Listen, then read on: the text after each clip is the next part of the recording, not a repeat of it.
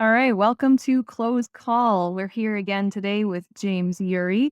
We're going to be talking all about partner programs, sometimes called affiliate programs, for SaaS and startup companies.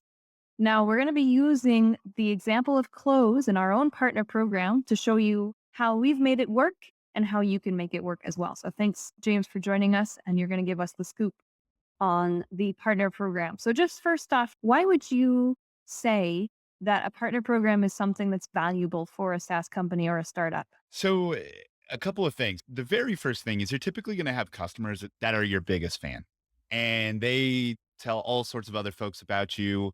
And they might do that from time to time. They might do that all the time.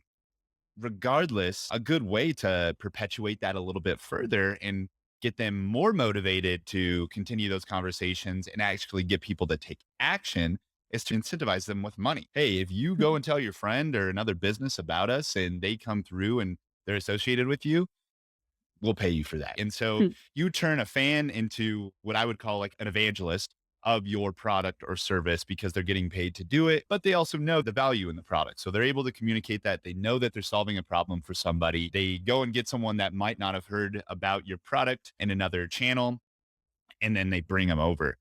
Now, the other side of that is you have people that, and this may or may not be true for every single business, but sometimes you have agencies and consultancies that build their entire business around incorporating your product or service into their service. And specifically in the SaaS space, that's in their tech stack.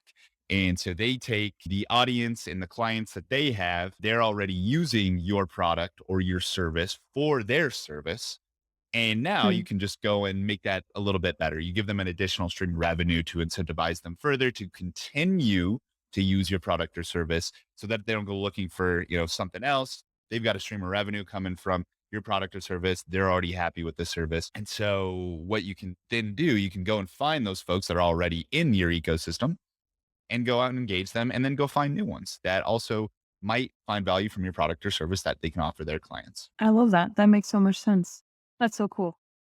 So now that we have an overview of what this is all about and why it's so important, can you give us a quick overview of how the Close partner program works? Let's dig into how we've actually done this at Close. For sure. We're very affiliate focused, meaning just as I was talking about the folks that are either your biggest fans, turn them into evangelists, or these agencies that are offering their service as a requirement or a recommendation, they incorporate your service, right? So those folks are affiliates that we get into the program. We pay them for bringing us business that might not have been aware of us otherwise without them mentioning it or bringing them into their service. We are very heavy on that end. We've been fortunate enough to have a lot of really big fans in the sales community of our platform because it's easy to use. It's built for salespeople. So salespeople love it. And so we Hmm. turn those fans into evangelists. We pay them for going out and telling their friends, other businesses about them and bringing them over to close. And then they get that additional stream of revenue. And then we had a ton of, when I inherited this program, we had so many agencies and consultancies living within our ecosystem that were already doing this. And I went out and just started to stoke the fire with those relationships and start one, understanding who they were, understanding how they were using clothes, understanding how it was incorporated into their offer that how they service their clients. And I went out and, got them into the program as well and got them paid. They were very happy about that. They didn't care. They were like, I'd use it regardless. But yes, an additional stream of revenue is fantastic.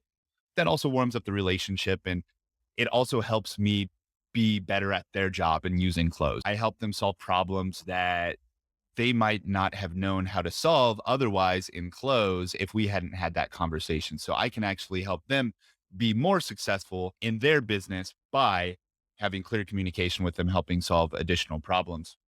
So those are already two elements of it. And then we've gone out and people that I've seen on LinkedIn talking about sales, engaged them and brought other new types of sales consultants into our ecosystem by going out and asking them what their tech stack was and how they're doing this today, and then starting up new conversations and then getting them into the partner program based on a profile that I've seen be successful in our affiliate program.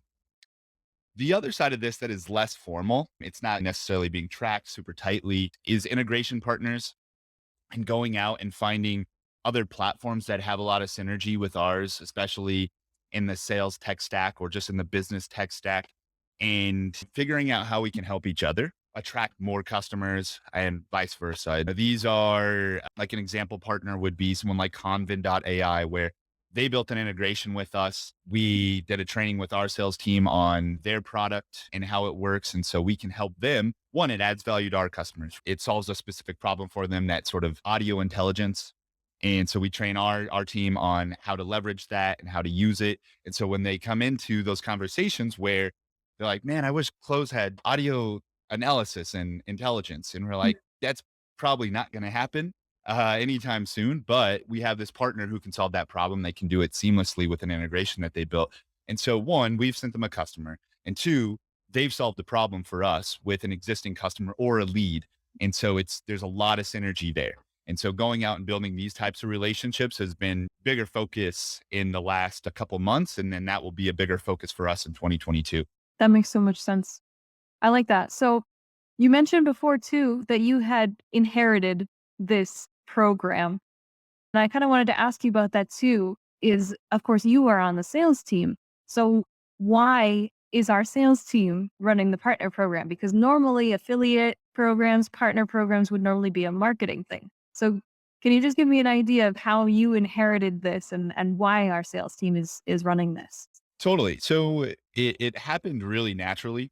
I was already having these types of conversations in the sales process with sales consultants, trying to figure out if Close was going to be a good fit for their stack, or they had already used Close for some of their other clients, but they had gone out and engaged the sales team to have an additional conversation so that they could pull the client in on the call. They were already on the call. They were already like, you got to go with Close, you got to go with Close. They needed the client to be convinced a bit further and ask some more specific questions. And so I was already naturally having these conversations and building these relationships with these sales consultants. And so when there was a vacancy of management of the partner program, Nick and I said, why don't we just handle this? It made sense because we are a sales tool and sales consultants use our tool. We all think about sales process and strategy all day long. And it made a lot of sense just to have someone who was already in sales, understands sales process, knows our product inside and out to solve really nuanced problems, demo that for them, help them execute on that, give them the resources that they need. So it just made organic sense for the sales team to go ahead and take this forward since we're a sales tool. That makes sense. So that wouldn't probably apply then to other. It would apply to some, but not probably most. It could apply to some, but maybe not most. No, I also think that partnerships is a big part of it. Is it's very sales related. Hmm. It's, nurturing relationships, it's managing relationships, it's problem solving with the tool or the service that you have, and it's going out and then securing new partners. That aligns with a lot of the fundamentals of sales. And if you're That's true. listening to this and you're thinking like, I'd love to do this, I don't want to go out and hire somebody, we don't have the bandwidth to go hire someone for this specifically, maybe get someone on your existing team. Maybe that's your sales team to go and spend a percentage of their time on partnerships and start following these steps to get it in place. Salespeople are relationship people. The partnerships program, a lot of it is very relational. So it can work for a lot of different people having sales manage it. That makes sense. So as you inherited this program and kind of took it over, what are some of the things that you and Nick maybe tried with this program that didn't actually end up working before you found your rhythm with it? A big part of our friction, I'm not going to mention names at all, was our tech that we were using to manage this program. There was a lot of friction in place in terms of making payouts really easy. A lot of it was Mm, manual. Um, so the tracking was pretty easy, but the payouts were very difficult. And so we soon realized with the number of partners that we had and the volume that we had, we needed to make an adjustment and make this easier so that our finance team we didn't have to say, here you go, here's another load of work at the end of every month. You got to figure out how to pay these people. They were pinging them via email to get specific details from them and figure out how they were going to pay them out. It was not scalable at all. This was the biggest point of friction. We had already had the momentum for a lot of partners, more partners signing up, applying. We had a backlog. We had a queue of people that mm. were waiting to get into the program, and we were just figuring out a good process. So that was the biggest part of it, was figuring out a good process. And so for me, I manage a lot of those relationships in Close with a different instance of Close called Partners. And Hmm. then we moved to Partner Stack, which makes managing the affiliates, adding leads, the referral links, all of that stuff really easy. But most importantly, it took the payouts off the shoulders of our internal finance team.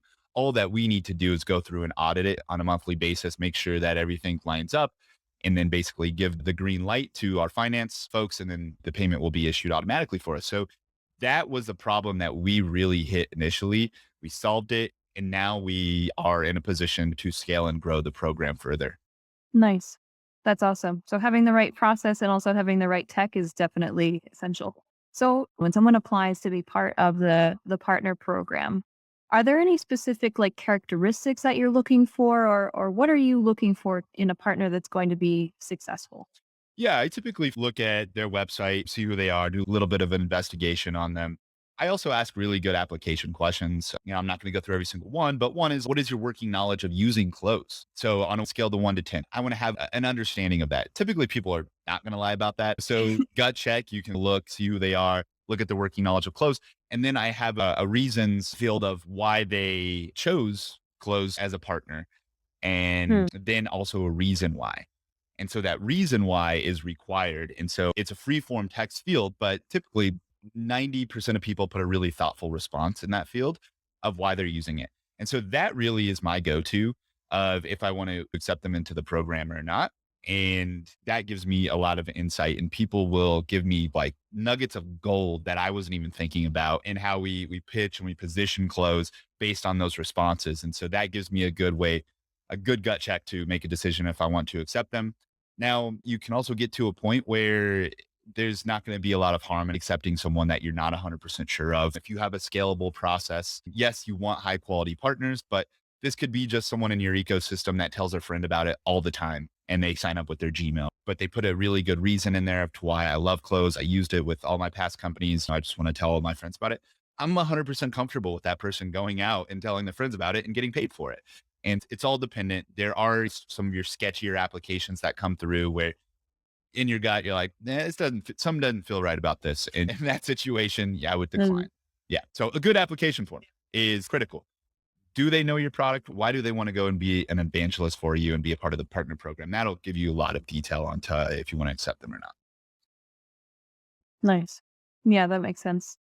So can you typically tell then from that application whether or not someone is going to be a valuable partner, or is there still like surprises that come out? Maybe someone that you thought was going to do a lot that ended up not doing too much, or the opposite. No, someone that you thought wasn't going to do much and then all of a sudden they're like doing tons. Totally. Oh yeah, absolutely. And what actually one of the other questions I ask is, how many customers do you plan to refer in the next 12 months? And you have a drop down option, and the final one is 20 plus. Anytime I see 20 plus, I do a more thorough investigation. And a lot of these folks are sales consultants. And so then that's just a huge flag for me to go out and engage these people, right? Who are you? How can I help you be more successful? What does 20 plus mean? Does that mean 100? Does that mean 20? Does that mean 50? So that gives me the alert that I need to go out and engage these people so that I can stoke the fire on this relationship, warm it up, help them strategize, help them brainstorm, help them build process. And then that just leads to a healthier relationship where you might clear up more bandwidth for them based on a specific problem that you solve to bring on more customers, to bring on more clients. And so that's really an important key for me. So typically that 20 plus, I go out and I try and engage those folks. Now, also the domain that they're signing up with, right? I'm going to look at that every time. A lot of sales consultants have sales something in the domain, and that's also a clear sign. I'm going to look at Hmm. their website. I'm going to look at their LinkedIn. I'm going to take a temperature on who they are. And sometimes you get these folks coming through who like they're a LinkedIn influencer and they're getting all these Mm, crazy amount of likes on LinkedIn and they're doing sales thought leadership. Those are folks I definitely want to be engaging with and understand why they joined our partner program and what their intentions are. So looking at that domain is a big key indicator for me.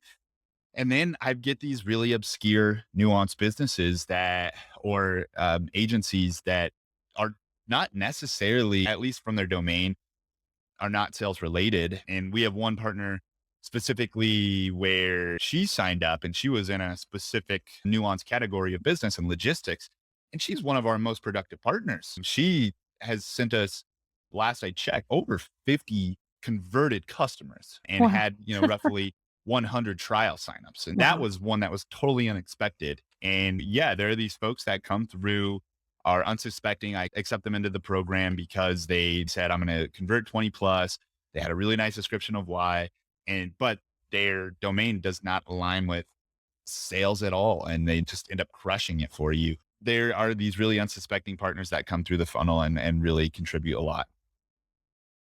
That's so cool. So you mentioned before about reaching out, engaging with these new partners that come in, talking about how you can help them. So I was it leads into my next question that I wanted to ask was how do we support these partners that are coming in? What do we provide for them to be more successful? Having someone manage these relationships, right? It's a clear channel of communication with someone at close that can help you with just questions about the partner program, the logistics, the payouts, all of that stuff, but also actually using the platform, using it in a way that is more effective, using it in a way to solve a problem that they might not have thought about previously. It's also giving them a sneak peek of what's on the roadmap when they say, James, I really need this. This is causing me a lot of pain in setting this up. I'll say, hey, man, we are going to have this on the roadmap, but we're going to be delivering this in this quarter. And that might prevent them from converting to a different platform to run their agency on. So, those types of communication, but it's also a platform for feedback from our partners. One, we want their feedback. Typically, their feedback is going to be extremely insightful because they're probably seeing a Mm. pattern or a trend among the clients that they're serving that this is becoming a problem so that we can relay this feedback back to our product team. I can also, again, say, yes, we're going to do this and this is when. Or that also comes into the partner integrations conversation where I say, this is not something that's going to be happening at least for X amount of time or it's not going to happen, period. But here's someone who does it really well and they have a really slick integration with us. And so then I can make that introduction. They can go test it out and solve that specific problem. Or if there's a gap there, that gives me the prompt to go, maybe we need to go and find a integrations partner for this specific problem so that we can solve it since this client who sends us high volume of customers is trying to solve this problem and we need to help them. Another way that we're able to support our partners is we recently released this, but a experts page. So close.com/experts, and this one gives our partners the ability to advertise their services. So if they are building their business around using clothes within their tech stack for their clients, they can be on our experts page so that they can also attract more clients for themselves. So we want them to send us business, but we also want to send them business.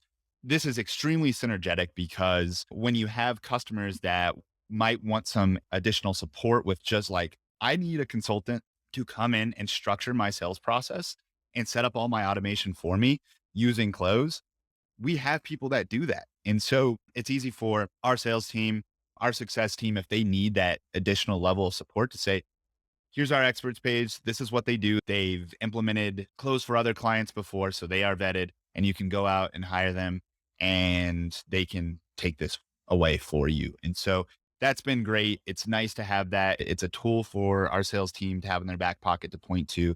And then it's just in general, our partners get more business and more clients from that experts page. That's cool. So then talking about the results that we're seeing from this kind of program, because I'm sure everybody that's watching this is interested in the value really of doing this because it is a lot of work from what you've been talking about.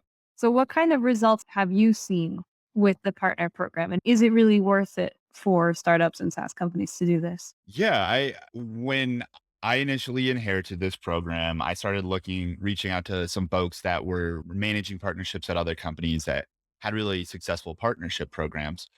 And I reached out to Emily at Zapier, and she was kind enough. She's like, "Oh, I used to use closes in the past. I love it. I'd be happy to chat." And so that was amazing. Like she runs an extremely successful partnership program over there. And we'll connect once a quarter and have conversations about partnerships. And what she told me initially is that the North Star for any successful SaaS partnership program is 30% of your revenue. 30% of your revenue should be coming from your partnerships program. Once you built it out, once you scaled it out, and it's performing as it should in all the channels that partnerships entail. And 30%, wow, that's a big goal. That's a lofty goal. I think at that time we were maybe under 4%, something like that, of our revenue coming from the partnerships program. Not bad, but there was still a lot of room for growth on that end. And so when we got to work, we started just to make year over year goals. And then with the intention of within 5 years, it would be 30% of our revenue. Now, today, inheriting it at less than 4%, we are roughly at 10%. And so I've been managing the partnerships program. It'd be December of last year is when I got the green light on it. In less than 12 months, we were able to grow it from that less than 4% to 10% of our revenue based on some of the things that I'm talking about, nurturing these relationships, accepting new folks, going out and finding new folks when you see an opportunity. And it's just very similar to a sales process in that sense. True. And of course, the growth with this, eventually it's going to become exponential, no? Because as it continues to grow, the more partners you add and the more you put into it, in the end, the more you're going to get out of it. Exactly. And so for any SaaS platform, like absolutely, it doesn't hurt to just put some sort of bare bones structure underneath this thing, at least create a landing page for a partners program with an application, start accepting folks, get a less expensive piece of tech just to start to manage this process until you hit that friction that we did where we're like, whoa, this is really growing and payments are really hard. We need to level up on our stack. Get something in place that you can at least start this, get someone to dedicate a small percentage of their time at first, and then maybe convert into a full-time position or hired out on a full-time basis once it really does scale. But I think that you are losing opportunities if you don't have a partners landing page that can allow you to accept those partners. Because if someone goes and they are interested in being affiliate, they may or may not reach out to you and ask if you have a partner program. If you have that landing True. page on your website, they're just going to go do it. They're going to apply. And if you didn't have that, you might just lose out on that partner who could have sent you 50 customers. Yeah, that makes so much sense. And I think it's important also to highlight the point that you are currently running this partner program, but I mean, you're obviously not doing that full time. Like, how much time would you say that you spend on it, like per week, let's say? It flirts with 20% of my time. Yeah. Yeah. So 80% on sales, 20% on the partnerships program. My tech stack for managing all those things allows me to do that really well without being inundated. And coming into the next year, I definitely want to ramp up the amount of time that I'm spending on it. But yeah, managing a really successful partnerships program right now is about 20% of my time. I think that's a really important point to highlight because it does take effort, but it's not like it's going to absolutely require a full-time hire to get this started. Correct. In the initial phases, especially just if you're focusing on the affiliate side, when you start opening up all those other channels, integration Mm. partnerships, there's other channels you can start to open up that I'm still learning about. Where someone like Emily at Zapier, she has a team of 5 underneath her that's managing this program. So it can definitely scale to the point where you have to have someone full time and if not a whole team. But to Yeah, start, yeah, get someone on your team that is capable of managing it X percentage of their time per week. that's super cool.